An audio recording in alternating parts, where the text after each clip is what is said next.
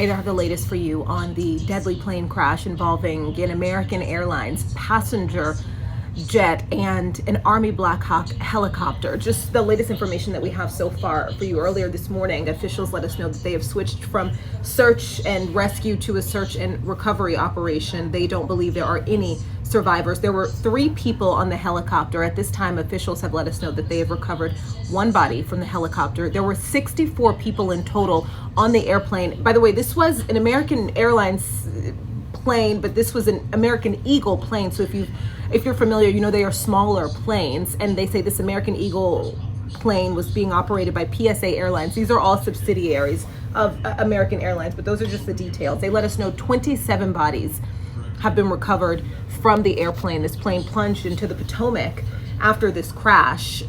They also let us know that, they are going to continue working in this frigid water until everybody is recovered. Just now, there's a press conference actually happening at the moment, a second press conference this morning, and an official is, breaking down, talking about the fact that they don't believe there to be any survivors. It's absolutely devastating. We know this happened as that American Eagle plane was just about to approach the airport. Again, 60 passengers, 4 crew members on board, and I think my thoughts just immediately go to what happens when you can start to feel the descent, or when the pilot lets you know that we're approaching landing. People start to turn on their phones, right? People start to take airplane mode off. They start to text their loved ones and say, hey, make your way over to the airport, or I'm about to land. And it's just devastating to think that people were likely sending those messages, and unfortunately, are never going to make it home. It's also, just interesting of note that just days into both of their really confirmations, our new transportation secretary and new defense secretary, I'm talking about Pete Hegseth and Sean Duffy, are both dealing with something that both of their sectors haven't seen in years, decades for sure, in Hegseth's instance.